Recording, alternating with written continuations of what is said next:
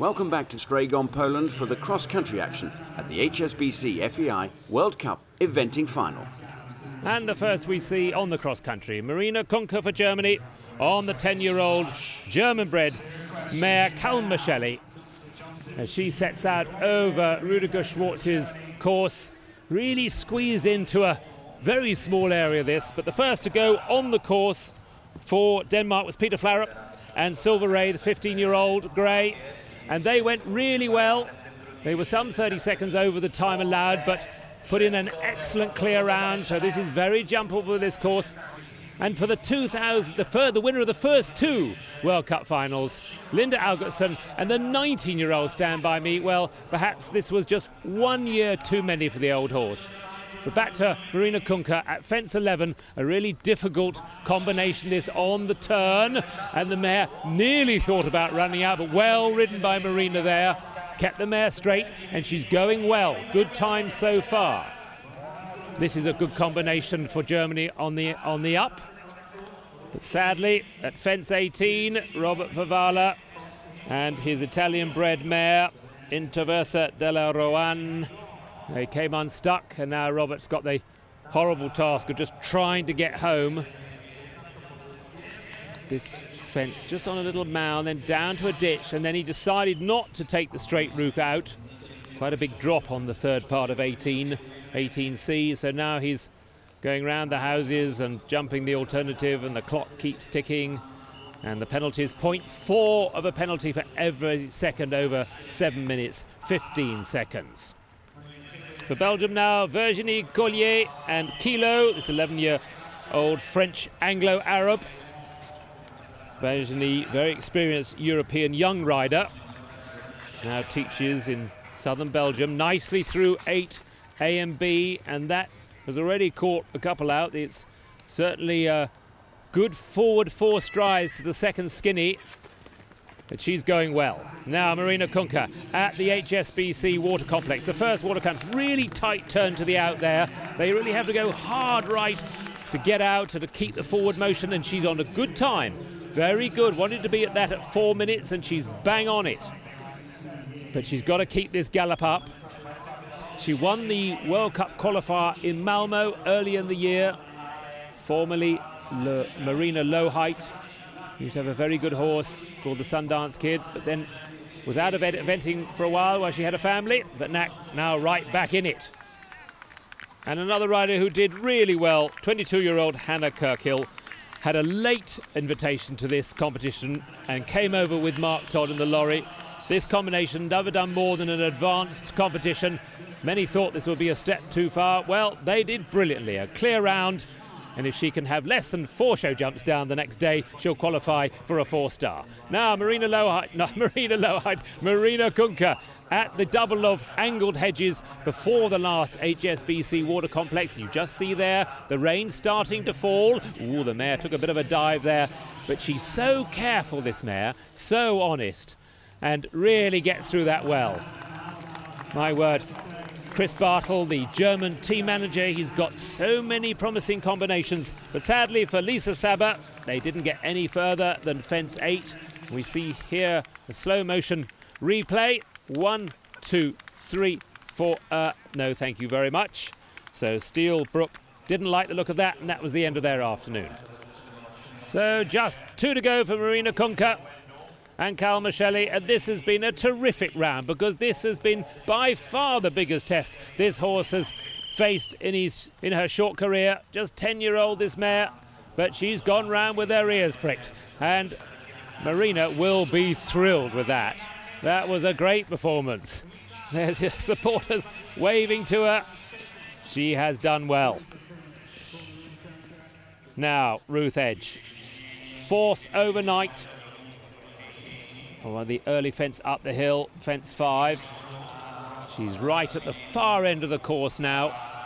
Big, long, sweeping left hand turn. And this horse, big, long, striding horse. Will he be quick enough, though? He wouldn't be the sharpest horse. He's just a big, long, striding horse, but he's a lovely jumping horse. He was bought just to do 2 stars by his owner. Susan Kerfoot was sent to Ruth to be sold, and then she persuaded Susan to let her have a go at a 3-star, and she was second in Le Moulin last year on this horse. Terrific performance. Won the 3-star at Hartbury. 2, 3, 4. Oh, well, that was honest. When we look at it again, she lands a little bit short there. You suddenly think, oh my goodness, I'm a bit far off. Pushes for the 4. The horse just a little bit unbalanced, but is very, very honest.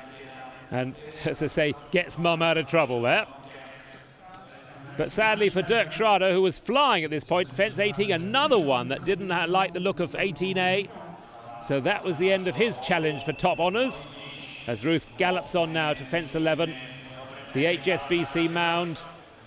This is a pretty technical question. Up onto a bank, 2 strides on a left-hand curve, and then sharp left to a corner. Well ridden, beautifully done by Ruth Edge there. That was copybook cross-country riding. Well, this is just an 8-year-old, this horse. Nash Pleasure at the HSBC Water Complex. Still going well, good on the clock, but perhaps just one question too many for this young horse. So not a good afternoon then for France, as Ruth bypasses the fence 13, taken up by the ground jury after the heavy overnight rain. Had really thrown the kitchen sink there at PC Wilson going into the water. Oh, then he loses his hind legs. Ruth means business. She's probably 5 seconds down on her stopwatch to be ideal. Sharp right-hand turn, well done. Very good. But she's got to keep the pedal down because it's a really tight time, this 7:15. We haven't seen anybody get really near it yet. And these 3-star competitions, the times are always very tight. So time penalties, 0.4 for every second, count for a lot. On to the beer garden. Nice, couple of nice tables there before galloping on to the fence 18. Kai Ruder now on this Celle Francais stallion. He went well, but again, reasonably slowly, so had plenty of time penalties. Wouldn't be challenging for top honours. As Ruth now comes back towards the water to the double of angled hedges, the Hong Kong brushes. This galloping bit, she's really got to make the time up on the galloping stretches with these long stride. Very little mileage on the clock, this horse. It's got a bright future. Just a question of whether the owner can be persuaded to let him go and compete in 4-stars. 2 strides there, beautifully through there. And now on to the second HSBC Water Complex. Big log at the top of a bank. Needs a bit of control. 1, 2, 3, 4. She takes 4. 1, 2, 3, 4, 5, 6. Some will take 3 and 5 there. A little bit conservative. Well, sadly for Lukas Kazmierczak, he found the question on the top of the HSBC mound too much on Osler.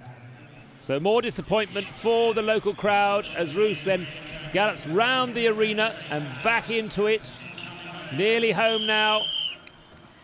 There we are, jumping back into the arena there. Just 2 fences to go. He's galloping this horse, but he hasn't got much speed.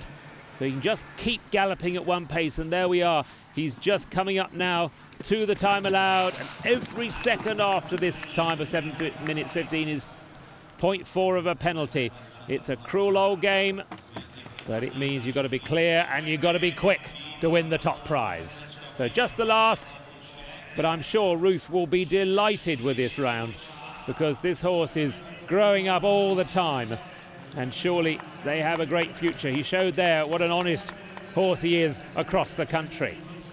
22 seconds over the time limit, 8.8 to add to her overnight score of 35.2. America's Kelly Prather, well, she also found fence 8 with Ballina Kilglory, her 10-year-old Irish bay mare, too much. So 20 penalties there as Andrew Stubowski sets out on Euro Riding's Butts Leon. This lovely 12-year-old Hanoverian bay gelding. So consistent. led into the show jumping at Le Moulin, just had the one down and let in Michael Jung, so finished second there. He was fourth at Badminton way back in 2002, but this is a really good horse, and they're probably going to achieve great things, this combination, because they're so consistent, they look so secure. The competition is really hot for the 4 places in the German team for the Europeans coming up. Now for Paul Tapner and the 14-year-old skillboard gelding Tiger Flynn, owned by Susan White. They were clear so far, but clearly the old horse was beginning to find this all too much. He was really labouring coming home. Definitely tiring. Just 2 fences to go. The old front legs were going in all directions. And Paul set him up for this second last, and he just reached for it, just slightly lost his legs there, and then paddled at the last. And I think it was just tiredness that made him fall, because he only just buckled over. But he was fine, so was Paul. But sadly, that's as far as they got. Now, back to Andrew Stabowski, fence 11. Up onto the bank, 2 strides. Ooh, a bit far away there. But well ridden. Very well ridden. My word, he's experienced, this rider now. And another one that went really well for Lithuania. This was Aistis Vitkauskas on the 13-year-old German-bred gelding AK's Galloper, and he went clear to move up from 29th to 14th. Now the overnight leader, Oliver Townend, Flint Curtis, and you can bet your bottom dollar that he will set off at a fierce pace. He will have that 7 minutes 15 seconds well within his sights, and this combination is very capable of getting this time. So Andrew Stabowski now rounds the now omitted fence 13 and comes to the HSBC Water Complex. Big jump in, my word. That showed scope for you by that horse.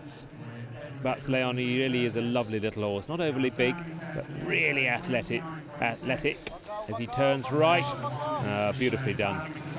Copybook stuff by Andreas. So now Flint Curtis coming to fence 5. Up the bank, over the little thing. Oh, my word. What was that? I saw something fly off there. I hope it wasn't a shoe as he gallops on. Just something flew off. He didn't look too small for an overreach boot. Anyway, takes that in his stride, and he's got such a good clock in his brain, this boy. He'll be thinking, right, I want to be here at that time and here at that time.